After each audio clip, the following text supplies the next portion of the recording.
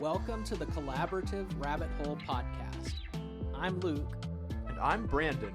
We're two cousins who enjoy asking the deep questions of life, with topics ranging from faith and theology to history, philosophy, culture, and humor. But we explore every rabbit hole along the way And drive each other deeper and deeper down. Our goal is simple, to be mildly informative and wildly entertaining. So pull up a chair, bring your curiosity, and let's see where today's rabbit trail leads. Thanks for joining. Let's hop to it. Now we're recording. Schmebulok! What is that? It's something that a gnome says on Gravity Falls. Are you a gnome? I'm not a gnome, but I'm a Gravity Falls fan. I need you closer to the mic, I think. Yeah. I guess I can sit up straight like a normal human. Oh, I know the problem. What? There we go. Now try. What did that do? It switches it from the computer input to the mixer input. Oh, okay, cool. So we just recorded Aliens Part 1 is what we're tentatively calling it right now. Aliens Part 1. And we took a 10 or 15 minute break, and now we are back recording.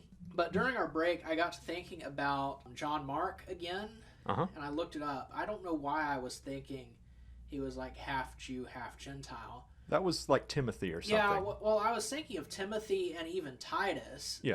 Because Timothy we know about from Acts chapter 16, I think, and Titus from Galatians somewhere, maybe chapter 2 or 3. Mm-hmm. But I was thinking about John Mark too, but no, he was just a full Jew. Okay. Yeah, that makes a little more sense. Like having someone who's half Jewish, half Gentile coming with Jesus, that seems a little different at the time, but yeah. Then again, he did speak and preach to the Samaritans, so there is that. Yeah, but I don't know why I was thinking that. Yeah. But John Mark's an interesting character because he was on the missionary journey, the first missionary journey with Paul and Barnabas, and then he left and went back to Jerusalem in the middle of it. And Paul was not happy about that. Yeah, and we're never told exactly why he left, but we know Paul wasn't happy about it because a couple chapters later they're planning the second missionary journey, and Barnabas wants to bring John Mark, and Paul is like, absolutely not. Mm-hmm. And it says there was such a sharp disagreement that they ended up going their separate ways. Where Paul brought a different man and Barnabas brought John Mark. Yeah, so Barnabas went with John Mark and Paul went with Silas from that point on. But it should be noted that they were still on good terms, right? Paul and Barnabas? Paul and Barnabas were still on good terms, yes. It was a mutual deciding, we're just going to go separate ways and do things our different ways. I mean, I don't want to read too much into it because it doesn't necessarily say. Okay. It seems that Paul and Barnabas mutually decided and were on good terms, but we don't really know that for sure. It wasn't a breakup. Right, but it was just interesting that they couldn't agree over John Mark, which we find out in Colossians chapter 4 that Barnabas and John Mark are actually cousins. Oh. And so no wonder Barnabas was sticking up for him, and even Barnabas is the encourager. He's always sticking up for the underdog. Huh. He was sticking up for Paul when Paul first came to Jerusalem and was preaching, and people were afraid of him because he used to persecute the church. It was Barnabas that took Paul to the apostles and spoke on his behalf and kind of got him into the fold. And so Barnabas was always doing that. And, I mean, the story of Acts doesn't follow Barnabas and John Mark after that point. Mm-hmm. But I kind of wish I knew what happened. Yeah. Because there's this long story that we don't know about.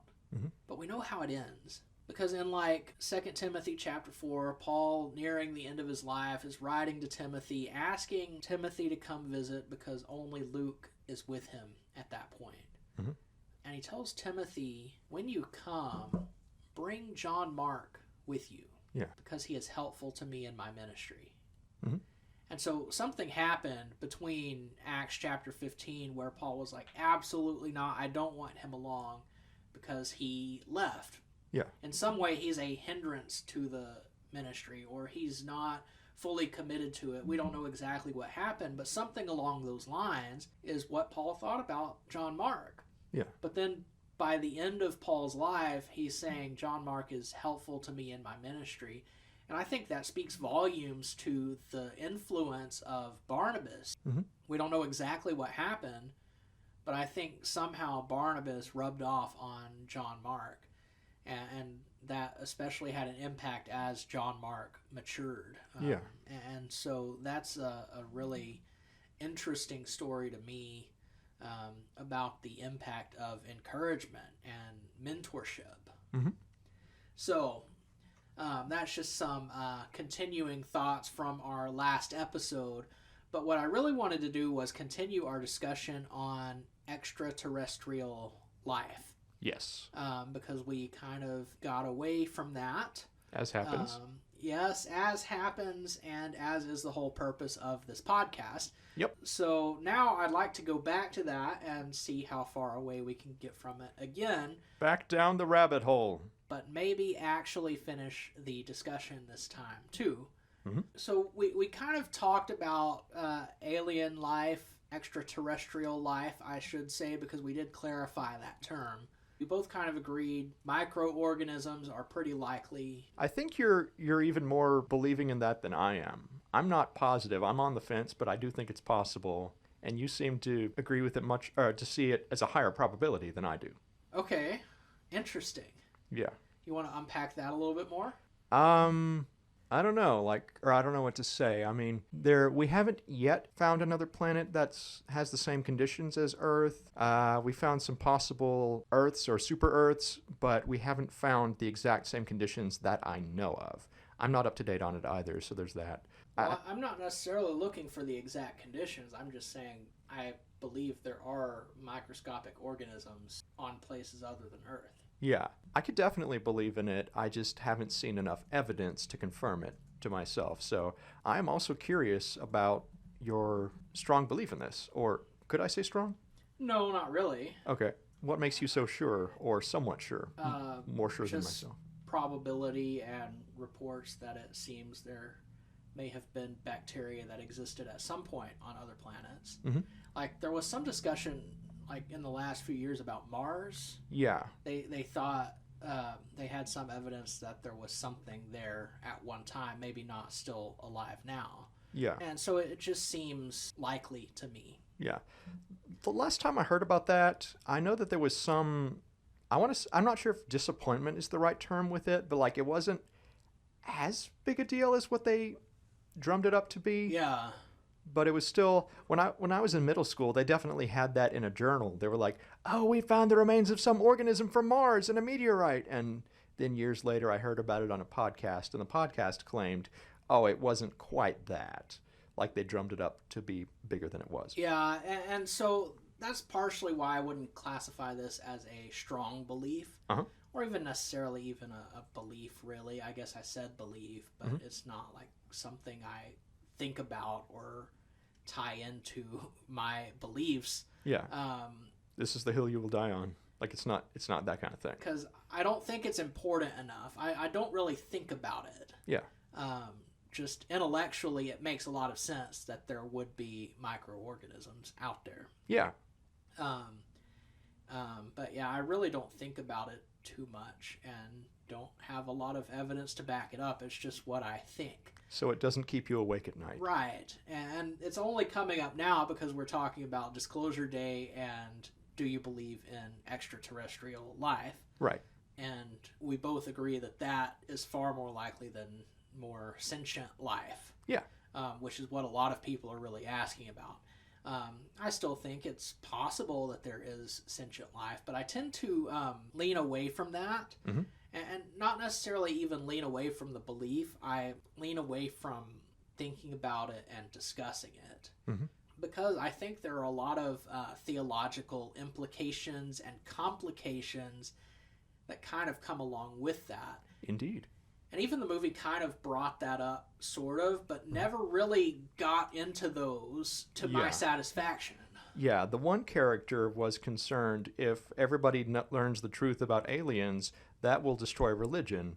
And later she speaks to another character, and the other character says, not necessarily, or that humans might be maybe the important part of God's creation on Earth, Or am I getting that right, or am I paraphrasing it too much? No, that's kind of what it was. Yeah. She was asking about the image of God. Yeah.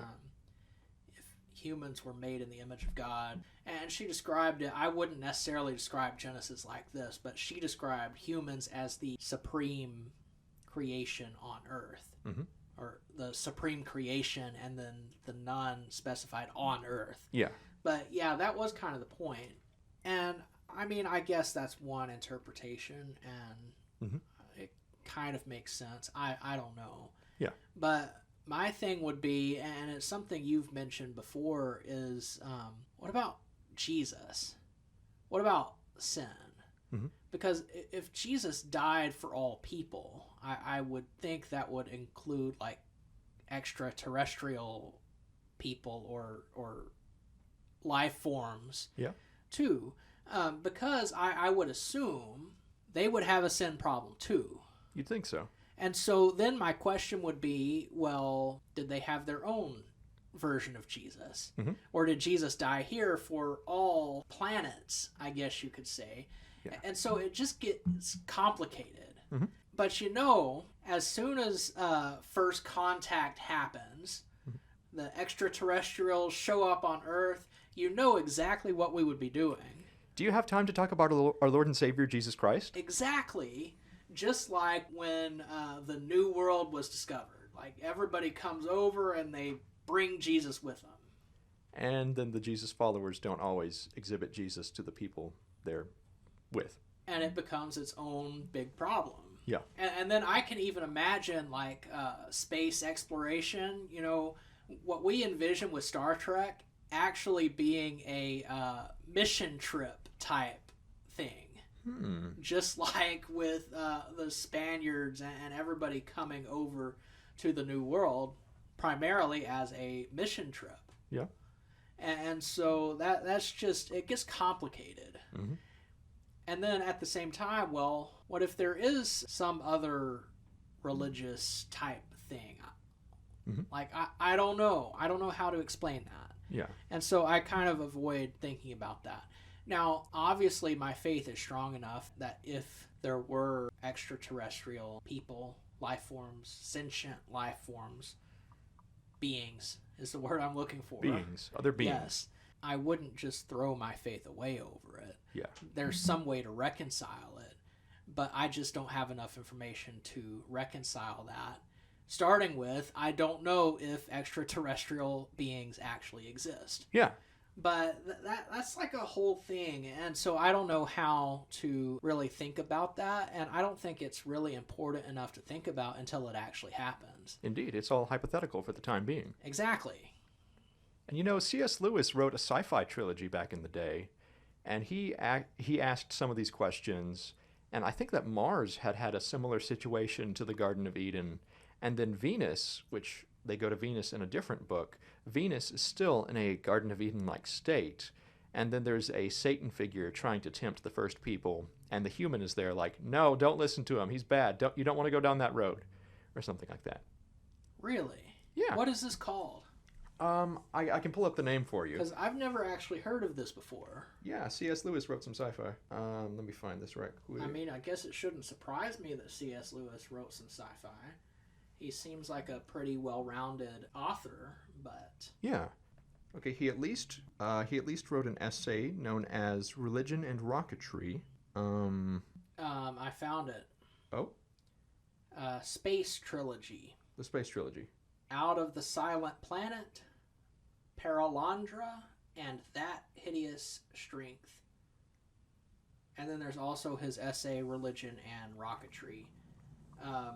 Rather than viewing, this is Google AI saying this, rather than viewing extraterrestrial life as a threat to faith, he believed it raised fascinating theological questions, which I would agree on. I need to go read those books, though.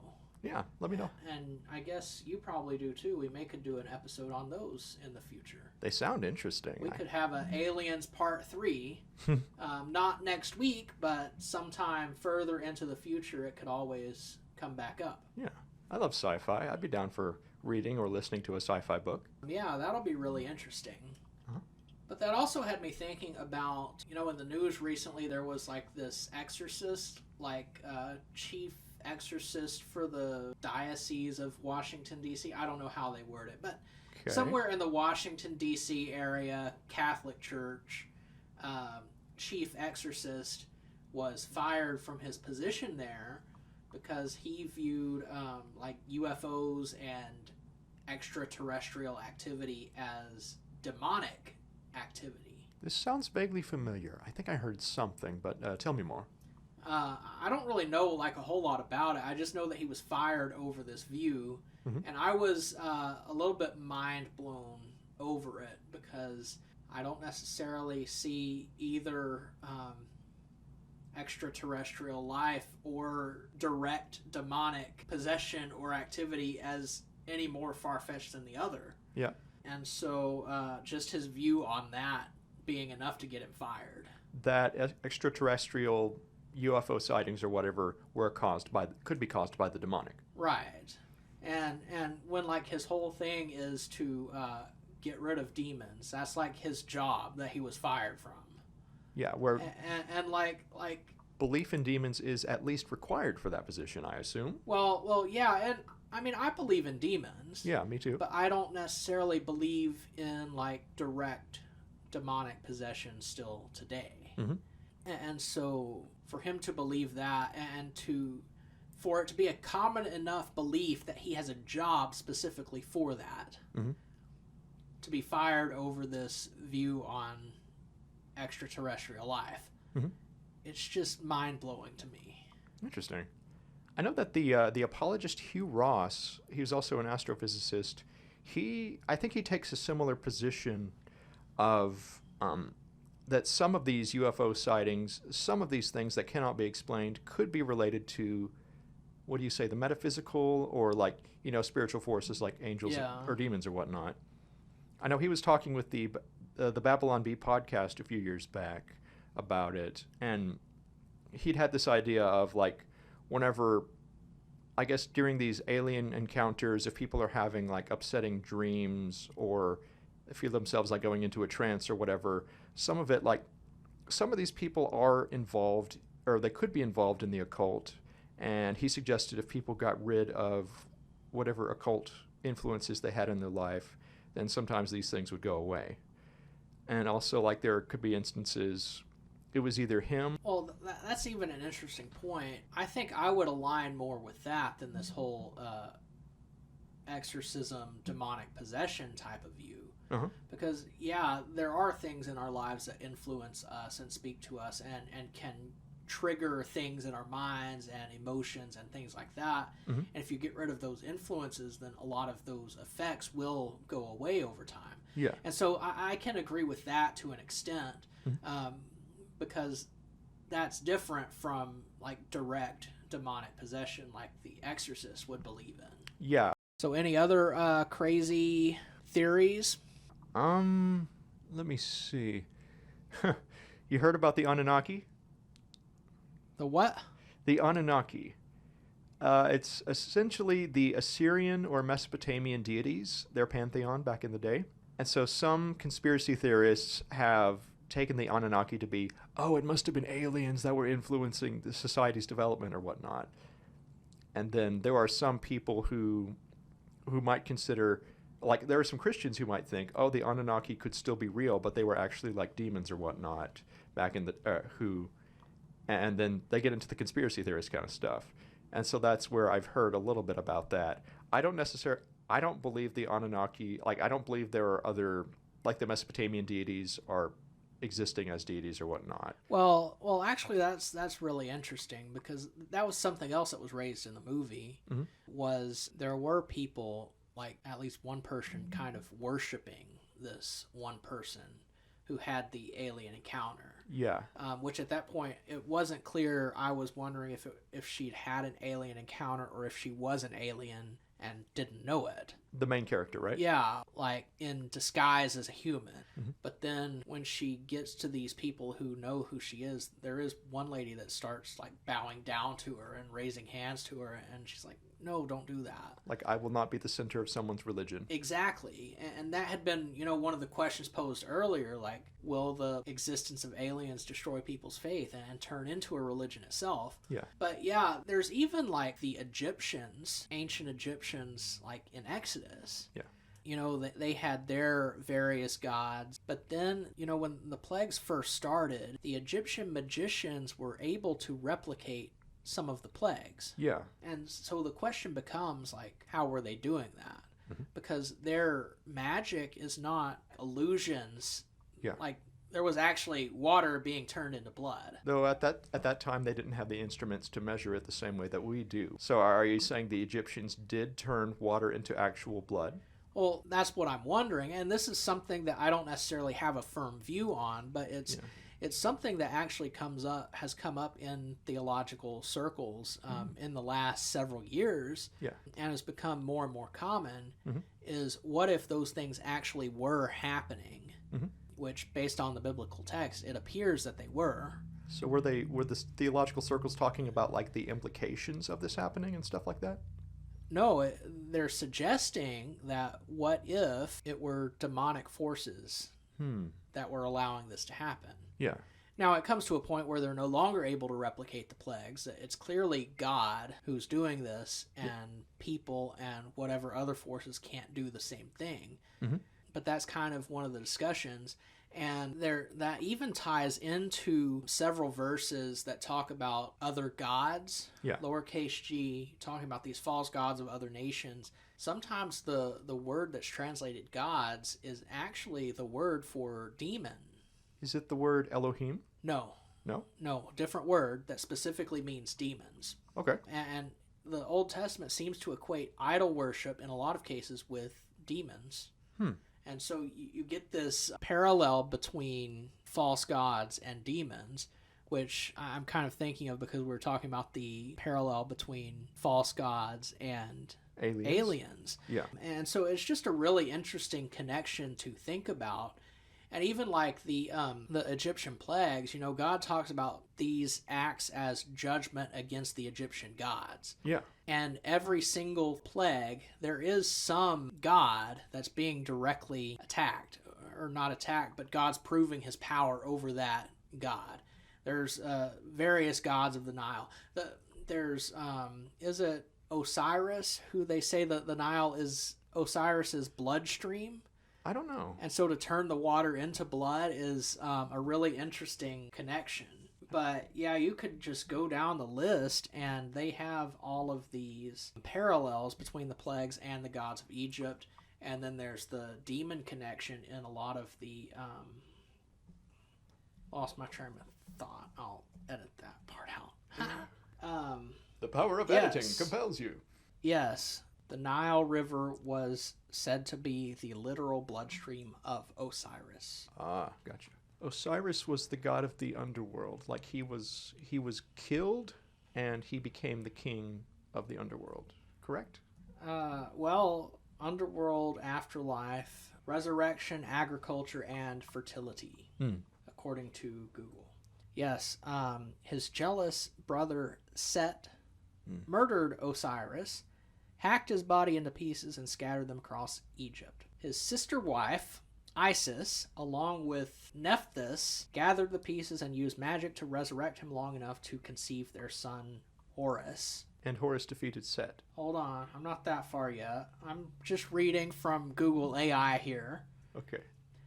Because he conquered death, Osiris became the lord of the underworld. He presided over the weighing of the heart ceremony, determining whether souls were pure enough to enter the field of reeds, the Egyptian paradise. Osiris was also a vegetation god. His death and resurrection symbolized the annual flooding of the Nile and the cyclical nature of the agricultural harvest. He's classically depicted as a partially mummified pharaoh with green or black skin, which symbolizes the fertile mud of the Nile and rebirth. He's one of the green aliens. There you go. The greens are Egyptian. He holds the royal crook for guidance and flail representing the fertility of the land. He wears the Atef crown, which combines the white crown of Upper Egypt with ostrich feathers. The Djed, I don't know, Djed, Okay. pillar is associated with Osiris, representing stability and the god's enduring backbone. Osiris was one of the most widely worshipped deities in the ancient Egyptian pantheon. Every deceased Egyptian associated themselves with him in death, hoping to achieve eternal life just as he did. Furthermore, every reigning pharaoh was identified with his son, Horus, on earth, and with Osiris himself upon death, establishing a core foundation of divine rule. It does not say anything about Horus defeating Set on here. I read that on Wikipedia. Let me see if it'll pull this up for me and I can tell you. I might have also gotten it from the Kane Chronicles written by Rick Riordan. I read the first 2 books. I need to read the third one at some point. Yeah. Good books, by the way. Yeah, Set murdered Osiris to usurp the throne. Horus then fought Set in a bitter 80-year war to avenge his father and reclaim his birthright. 80 years? I never knew that part. After 80 years of brutal competitions and divine interventions, Osiris himself sent a letter from the underworld declaring Horus the rightful king. Imagine. Horus was declared the winner and ascended to the throne of Egypt, officially restoring cosmic order. Set was banished to the harsh deserts, or in some versions put to work helping Ra steer his sun barge. Interesting. Imagine if The Lion King had been written based on Egyptian mythology. After a long, long fight, Mufasa comes back and tells Scar, or writes a letter to say, hey, Simba's the king. Scar, go away. That's essentially what happens, huh? Yep, except a lot quicker, and there was death of Scar. It's interesting that a letter has influence over a pantheon of gods, though.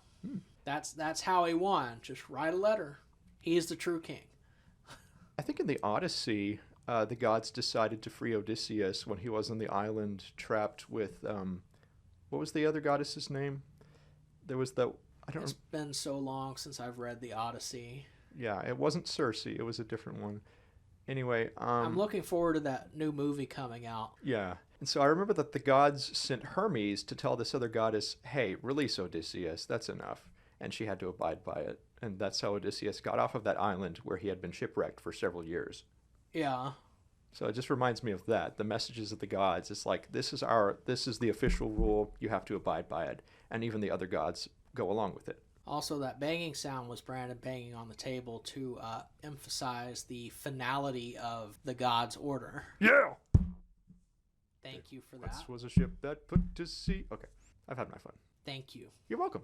So, So? since we're talking about crazy beliefs and such, which we really aren't because we kind of got off topic into... Another rabbit hole. Yeah. Surprise, surprise. You've had a lot of experience with other conspiracy theories, which I will just say that Brandon tends to... Not believe them? Well, no, you don't believe them, but you attract these people that believe them. Yes. Mainly because you engage with them. Yeah. Now, I attract them because of my job, but I don't engage. I try to avoid talking about it. I smile and nod when they do. Try to let it go in one ear and out the other. Yeah. But you actively engage with it, and so you get a whole bigger experience with conspiracy theories than I do. Yeah, I've met a couple of folks who believed some very interesting things. Such as? Let's see. I've met flat earthers who, they weren't just doing it to be silly or for the fun. They genuinely believed it. And they were pointing to certain verses in the Bible to point to a flat earth and things like that. There's also certain Bibles. Certain verses in the Bible. There is only one Bible. Let me be clear about that. So there's certain verses in the Bible that talk about the dome and sphere of the earth. Right. Now, you were showing me the other day some graphic that had a list of Bible verses all showing different things, trying to explain why the earth is flat and all that. Right. And it's just a bunch of random verses. They're all completely out of context. Yeah, some of them do not work in their context. Some of them work a little better. But yeah, I did look up each of those verses at one point after I received it. And I would argue, personally, I'd argue for that relates to the ancient Israelite Mesopotamian view of how the universe is structured. And something we should note when reading the Bible is the culture that the Israelites were in. And I guess that some people, let me collect my thoughts here. Some people tend to, okay, when we talk about the Bible being true and inerrant, in what ways is it true or inerrant? Like, is it, like, what about talking about the structure of the earth? Is that scientific? Like, is that something that modern science would agree with, that kind of thing? Or are we talking about, like, the spiritual messages or teachings of the Bible? Like, what are we talking about here? And that's where some people come to different conclusions. Well, I think we even see that in, like, Genesis chapter 1 and 2 even. Yeah. Where a lot of people will see that as, like, a scientific explanation of the earth's creation. And that's not necessarily what the authors were intending. Yeah. Now, I'm not necessarily saying one way or the other that it's scientific or not. You can make up your own minds about that. Yeah. But I'm just saying that's not what the authors were communicating. Right. Genesis 1 was not written to ask, was the earth created in a literal 7 days or not? Mm-hmm. But where did the earth come from? It came from God. What was its purpose? What was everything meant for? Yeah, and who are we living for? And who are we living in submission to? And it all points us back to God. And the first 3 chapters of Genesis are really setting up that relationship that people are to have with God. Mm-hmm. And so it's not necessarily a scientific argument. Yeah. And yeah, we do that with a lot of things, Mm-hmm. that the details aren't there for scientific purposes. Right. And a lot of times it just reflects what's going on within the culture at the time. So we don't have to look for the waters above and the waters below. Right. Okay. And so it does get a little confusing sometimes, but we've got to pay attention to who was the original audience, what did they think? Right. And not just what's actually physically universally true. Yeah. Because a lot of times the scriptures are speaking to their views to accomplish a particular purpose, Mm-hmm. not necessarily to just blow up the way they see the world. Right. Because, like, even Paul in Acts chapter 17, when he's preaching on Mars Hill, Mm-hmm. he doesn't just start bringing in all these Bible verses. He actually uses an inscription from an altar he saw in town. Mm-hmm. He quotes the Greek poets, and he uses what they're familiar with. Even though he doesn't necessarily completely agree with everything they believe, he still uses an idea they're already familiar with to introduce what he wants to talk about, and uses that as a bridge. Right. And so I think we see that with some of these details too. So I don't think there's really a solid argument for a flat earth, or even a spherical earth if we're looking at the Bible alone. I think we've got to look at other scientific evidence. Yeah. And I guess for the points where how we read the Bible contradicts with what mainstream science says, that's where some people will refuse to go along with mainstream science, saying things like, oh, the government is controlling how we think or whatnot, or they're trying to control the narrative to keep us in check. And with things like that, it's like the government already has control of everything. Why do they need to lead us astray on that? Yeah. If everybody agrees on reality, then it's easier to figure things out, like scientifically, like if we have a geology project, or if we need to build an airplane or a space shuttle or whatever. And if the government was lying about everything, like how the universe works, how history has happened, and then you get a government job and it's like, okay, here's the real story, you'd have to teach everybody from scratch that you hire. So wouldn't it be more cost effective to just teach everybody the truth from the beginning, and then you already have the same solid foundation you can work from? But, I guess it also goes back to the whole different perspectives thing that we've been talking about. Indeed. And sometimes you have to hear all the perspectives to really get the full picture. Discern the truth for yourself by getting that full picture. Yeah. But I think that's a good place to stop for this episode. Sounds good to me. What's true and what's not? Woo! How do we decide? Will we ever decide?